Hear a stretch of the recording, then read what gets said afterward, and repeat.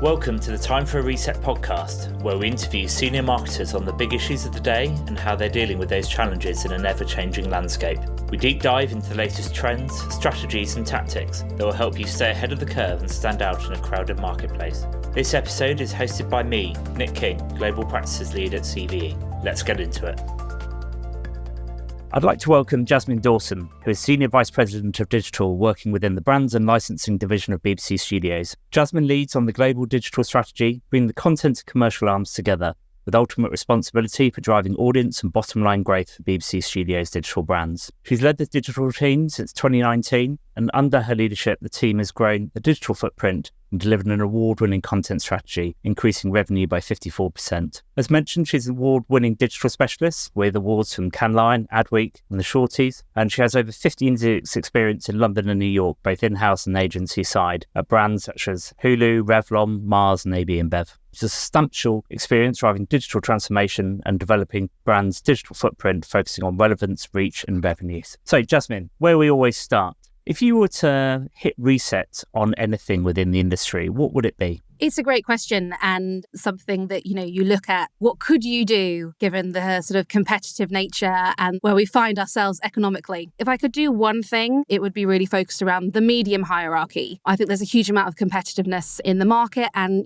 that can always sort of help growth and innovation and that can really drive that. But sometimes it can be a distraction. And what we really try to do is not focus on sort of the end goal being sort of TV or the end goal being sort of the next most innovative social platform, but really think about what stories do we want to tell and to which audience and how are we going to tell this story on this platform. So that is sort of at the heart of what we do, is figuring out the stories that we want to tell with our fab IP and making sure that we're being relevant on the platforms. Yeah, that makes total sense. And I think it's something that a lot of people talk about, but then they just produce the same content for all platforms. Can you kind of give a couple of examples? I can imagine that, say, TikTok versus YouTube versus traditional TV are all very different, but you've got a couple of examples of how that actually comes to life. Yeah, absolutely. We have been really looking at diversifying. We've got a really mature YouTube business and we've got a fantastic portfolio of channels across YouTube. We do a huge amount of original content on there, but not every original content series is right for YouTube. We've been looking more at exploring our Snapchat and TikTok strategy over the last few years. We've also been really trying to understand where we can go into new areas. And whilst the BBC is very well known for comedy, our digital first comedy strategy has been quite light. Something that we have over the last year really lent into is our new series Hack Attack, which is distributed on our Funny Parts channels. That does well on YouTube, but where it really sings is on Snapchat and TikTok, where the type of content that we're putting on there and ultimately the shorter snippets work so much better than the longer form on YouTube. And that is something that we're really trying to replicate. I also think that continuing drama that we do also really resonates on Snapchat. And actually, when we first looked at our Snapchat strategy, we looked at some of our big IPs like Top Gear and BBC Earth. But the real surprise for us is that EastEnders has managed to sort of outshout them all. And that's sort of the constant news that's coming out of EastEnders and the fantastic storylines really resonate on Snapchat far better than the other ones that I mentioned. Yeah, okay, that's interesting. Sometimes the instincts about maybe what the audience is doesn't actually replicate. It's as much the type of content, whether it's drama, comedy, whatever it may be, and maybe some of those preconceptions of audience aren't what you initially think, maybe. Yeah, absolutely. And I think the preconception is that Snapchat is it's a younger audience and it's a fantastic audience for us to be talking to. And I think that's something that we have been really experimenting with, is sort of what kind of stories from our Earth and sustainability content strands do they want to hear. And some of that works well and some of that we've had to adapt. But EastEnders wasn't something that we thought was going to fly. And whilst we've seen sort of others in market adapt incredibly well to that, EastEnders is finding a new audience on Snapchat, and that is sort of bringing a new fan base into our EastEnders ecosystem, which has been really great to see. Ultimately, these are new stories. We are creating additional storylines that can transverse every medium, but really dial up the ones that are more meaningful for that platform, which has been really great to see with our Snap strategy. Yeah, amazing. So talked a bit about the BBC Studios, but I'd love to sort of dive in and talk about you and your career a little bit. You've had an illustrious career working with prestigious companies like Mediacom, the United Nations, and even Revlon. What specifically attracted you to your current role at BBC Studios? It's a great question. I mean, having grown up in the UK, obviously the BBC has always been something that's been part of my life and something that I've looked at as, wouldn't it be amazing? I think having worked all over the UK, London, Leeds, and then moving across to New York, I've been lucky enough, as you say, to work in very diverse areas in marketing agencies such as Mediacom, but then also working brand side as well. I think the step change was I learned so much working in marketing agencies, and it's such a fantastic introduction to media because you do get to do so many things and work across so many different clients. But ultimately, I think being in New York and working at the on an international women's campaign for International Women's Day was something that really made me think about how do I add value? How do I sort of take what I know and what I do and make sure that I'm giving back? And that can sound a little trite, but it's something that having had my first child in New York and then sort of worked at somewhere amazing like that, I really wanted to make a different choice for myself. And I think whilst the BBC has a fantastic legacy, it's also sort of in a really interesting moment in which there are lots of decisions that need to be made where relevance is a really big question and debate. And I wanted to be part of that. I wanted to be able to sort of bring everything that I have learnt over my career and really sort of lean in to what I think is an incredibly interesting challenge. And having joined in 2018, I couldn't have made a better decision for myself. I have learnt so much more being here, but I've also been part of some fantastic decisions and new strategies that have really pushed the business forward, but also pushed myself as well. Yeah, no, I think that's so important that you do it for yourself as well. I think we probably have that slightly at times old school view of companies like, how can I mold myself to the company rather than going, this is the person I am, how do we operate? I'd love to hear a little bit about how the BBC Studio sort of allows you to flourish in that way. I think they're very accepting of what the current challenges are and that ultimately it is our responsibility to be able to lean into that and there's nothing taken for granted. Having worked at lots of different places, I think everywhere I've been, I've worked with fantastically intelligent people and great line managers who have really pushed me. But for me, this is the place where I found people that were really accepting of we have a problem and it's everyone's responsibility from the DG down to make sure that they know what they are working towards. And that happens at every level and every meeting that we talk about what can we do? What is that proposition? Value for all is an incredibly important thing for us. And value for all and revenue goes hand in hand. So whilst I sit in the commercial side of the business, it is still something that we are striving for. I also think that I'm lucky enough to have a fantastic team. And that's not to say that I haven't worked within fantastic teams across my career, but it's the culture. It is always striving for the next big thing that I really like, as well as working with like-minded people who push me. And I think sometimes in my experience in media agencies, hierarchy can play a big part in sort of how decisions are made. And that's not to say that's not the right thing in some cases, and definitely senior leaders here make big decisions, but it is a place where we are encouraged to challenge. You know, I encourage my team to challenge. I encourage everyone to be part of the decision making. And that's not just me. My line manager, Nikki Sheard, who's president of Brands and Licensing, encourages me to challenge her. Tom Fussell, who's a CEO, as her boss, encourages, everyone to challenge him. And I really like that mentality. Yeah. You talked about some of those problems. You've clearly overcome a number of them, 54% growth in revenue, kind of the headline, but I'd love to hear a little bit about what you're doing within the digital landscape to overcome some of those problems that you're coming up against at the moment.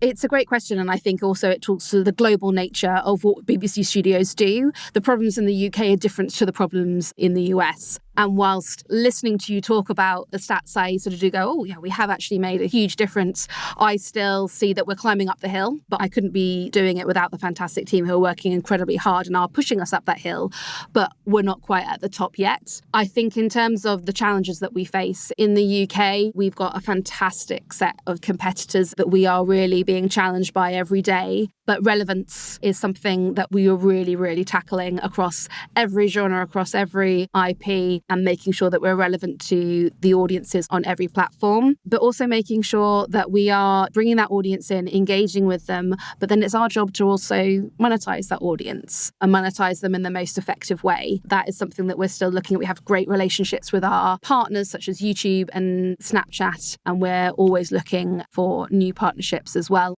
In the US, it's a very different challenge. We've got incredible awareness in the UK. We're not having to knock on doors and go, we're the BBC, would you like to talk to us? Doors are always open. Whereas in the US, the challenge is the BBC is known for its news coverage. It is very much known as a news brand over there, whereas I sit in digital brands and entertainment. We want to talk to them about Bluey. We want to talk to them about Top Gear. We want to talk to them about our digital first brands, such as Funny Parts, which is our comedy brand. We've had an incredibly positive reception, but it's a challenge that we need to work on. We've just been hiring a new US sales team. Shout out to Julie Mayville, who has joined us over the last few months, who is really giving us great insight into that market. And we are over there far more frequently now talking to advertisers and looking at sort of the interesting things that we can do with brand partnerships. And, that's going to be an exciting next quarter for us in the US. So I love the different challenges that come up globally. We're definitely making inroads. We've got a lot to tackle, but I think the team are really excited about what's coming up over the next 6 months. Awesome. Yeah, to get that fame and get the image. The term marketing as a growth engine is often thrown around. Given that you have responsibility for driving audience and bottom line growth, what does this mean to you, and how do you ensure that marketing serves as a driver for growth at BBC Studios? It's an interesting one because we don't necessarily delineate between what's marketing and what's not marketing. So we ultimately are talking about our content strategy and how are we going out and ensuring that we are not only talking to the audience that already know us, but how are we ensuring that we're coming out to people that have either dropped off and gone somewhere else, or we have to recruit in new audiences. Our content strategy is sort of data-driven and audience first. And by that, I mean, we are looking at what's going to resonate best with this particular audience segment and how can we tell something really meaningful to them. And by meaningful, I mean that they're going to come back and they're not just going to it's a passive view and they're going to move on. It's that we're going to engage them and they want to come and connect with our brand. The way I interpret marketing as a growth engine is that it is putting our audience platforms, so whether that be social or our audio platforms or our fantastic branded websites, the audience is the growth engine, and us to be using those as a sandbox and going, how can we test new factual digital originals? How can we sort of bring new talent into our content strategy? How can we go and find new IP we've never touched before as part of the BBC Studios brand portfolio? So we see the growth engine is that we are the sort of disruptors within the BBC Studios. We are finding everything that is emerging on far-flung areas on the internet and using that as the growth engine to find the next thing that's going to resonate with our audience and tell our stories in even better and more diverse ways. Brilliant. That's incredible to hear. With that rich area of content that you have behind you, there's so many opportunities that you've got. Obviously, you've got a huge experience in digital transformation and that background across London, New York. We often talk about marketing being at the board level, and yet so often marketing can be seen as, we occasionally refer to it as the department for colouring in. It's sort of that background of people don't have necessarily maybe the respect that it deserves. At BBC Studios, where you manage the global digital strategy with a keen focus on both content and commercial arms, is marketing a top agenda item at the board level? And if not, how do you make the case for it? I think having grown up in media agencies, I think the respect is for the audience and the audience sort of telling you about what they want to do, what they want to hear, what they want to view and engage with. And I think that's something that sort of has always felt native to me. I've always worked in digital. And for me, it's a changed environment from when I started in my career, but something that I feel that I have always brought to my roles and my teams is that I challenge and I want to disrupt, but disrupt with a point. Not disrupt for disruption's sake, but disrupt for growth. And perhaps sort of going back to your earlier questions, disruption as a growth engine is sort of what I subscribe to as my personal career. I think that marketing is incredibly respected here because ultimately we create fantastic content across all of our divisions at BBC Studios, whether it's content that is going on other streaming services or for the BBC or across all of our direct-to-consumer channels. I think, to my earlier point, we don't delineate between sort of like this is marketing and this isn't marketing. We subscribe to what is our content strategy. And I think that that is something that has always been a really clear guiding light for us, no matter whether it's in my department or at board level. It's amazing working for a place that the content slate and the content storytelling is prioritised so heavily. And ultimately, it's in the business of telling stories on every medium anyway. When we think about BBC Studios productions, we have always been involved and we have a great relationship. We are getting earlier on in the life cycle, which is incredibly fulfilling for everyone involved, because they are looking for either if they've got sort of continuing IP or they're trying to find new IP. We are being brought in the early stages to discuss what's going to work? What can we look at coming up within your content strategy? Or have you seen new talent on the horizon that you think we should be engaging with? And the discussion and the sharing of experiences and expertise has definitely been richer and earlier in the content lifecycle than it ever has been before, which has been fantastic. Brilliant. To pick up on that point about sort of content and marketing are so closely aligned within the organisation. The marketing field has increasingly become data and tech driven. Given your substantial experience in digital transformation, how has this shift impacted the marketing operating model at BBC Studios?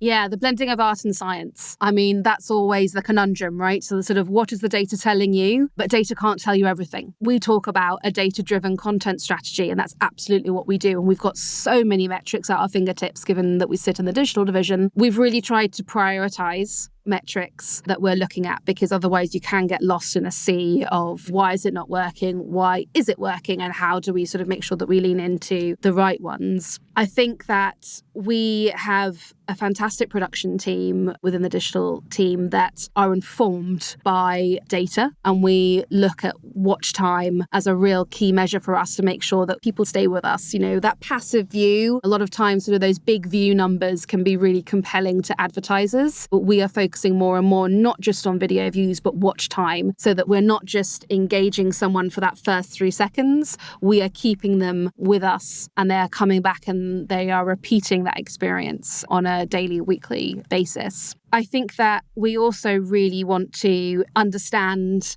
that we can take risks. And that is something that it takes outlining parameters of sort of how we're going to take risks and really bringing everybody on the journey. We are really mindful of the fact that we are an organisation that can produce everything from the King's coronation to our digital first hack attack on funny parts. It is a wide-ranging and diverse content portfolio, and we have to respect that. But we are really encouraged to take more risks, and that is something that I think there is only so far data can take you. And something that we talk about a lot and something that we subscribe to is like 70% of the decisions should be backed by data.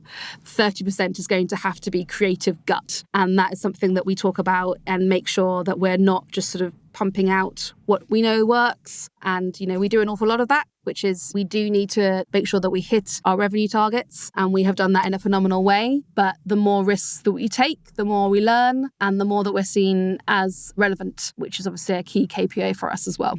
Yeah. Well, it's brilliant to hear that a creative organisation is comfortable saying, yeah, there would be so many organisations that would say, no, we're 100% data-driven business, which I think leads to just more of the same, reproducing things. I think the arts does struggle with innovation at times. So it's lovely to hear that 30% is creative gut feel. Yeah, it really is. And I think also what we've worked on is setting up a culture where it's okay to fail. That's something that I would say I haven't had anywhere else. Definitely when you're accountable to clients, I can understand in a media agency where there's got to be a lot of accountability and we've got to, what I would say is a good arse cover. However, I would say working for an organisation which not only encourages you to take risks, but if you fail, as long as you learn from it and you show how you can move on and reflect together, that is really why I stay, because I want to be able to take more and more risks and I really want to be able to solve the challenges that we have, but you can't do that without taking a really big risk. No, totally. And too many organisations talk about having a culture where failure is acceptable and you learn, but actually a lot of them are one failure and you're practically on a yellow card and then nobody takes any more risks from there. So it's brilliant to hear. You've been behind some award-winning projects. We talked about Cannes Lion and Adweek at the beginning. Is there anything that you're working on at BBC Studios that you can sort of share with us, even if it's just a teaser as to something that you've got really high hopes for and could go into that awards category one day?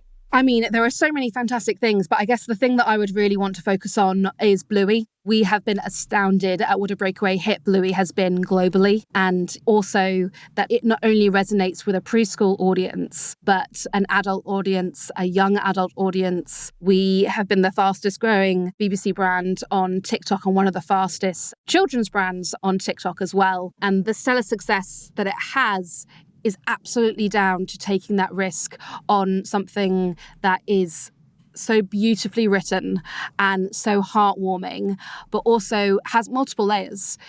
We often sort of describe it as it's probably not a preschool brand. It resonates just like The Simpsons does with sort of every audience, and you can find something to connect to no matter who you are and where you live and your age. We are so thankful to the writing team and the fantastic animation team at Ludo, who sit in Melbourne, Australia, that are the powerhouse behind it. And they also really support us on our digital content strategy that comes out of it. We've got some fantastic new, as well as some amazing brand partnerships that we are really excited that I can't announce now, otherwise I'll get yelled at next year.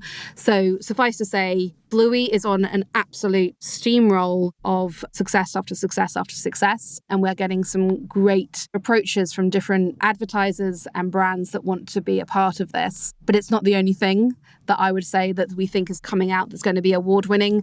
We've got fantastic things coming out from our comedy team, as well as some really, really exciting things from our BBC Earth team as well. Amazing. Well, on a personal level, amazing to hear that more Bluey will be out. My children are slightly aged out of it, but my niece is of that age, and it's one of the few things I generally don't mind or actually quite enjoy watching with her. So great to hear that there's some new stuff coming. So to wrap this up, you are in the midst of an amazing career.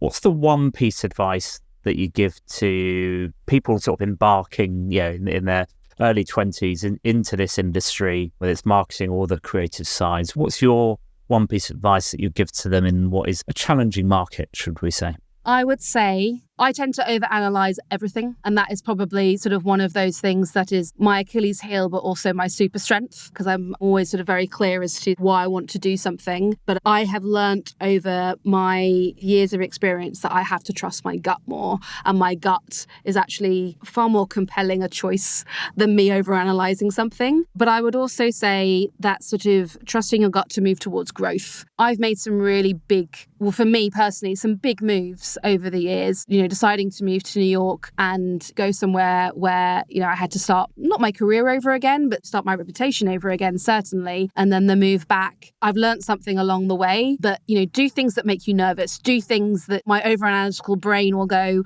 are you sure you want to do this? What's the worst that could happen? And ultimately, you're never too young, too old to do anything. Just make that risky choice because it will pay off, because you'll learn something. That move towards growth, it's the left and the right brain sort of fighting. The overanalytical part of me going, oh my God, what's going to happen?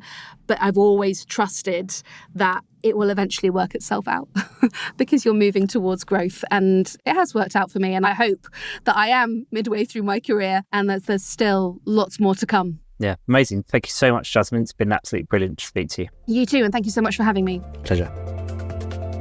To find out more about BBC Studio Social and how you can get involved, visit bbcstudiosocial.com. We hope you enjoyed this episode of Time for a Reset. Thanks for tuning in. We'll be back talking to another senior marketer very soon. Make sure to leave a review and catch you next time.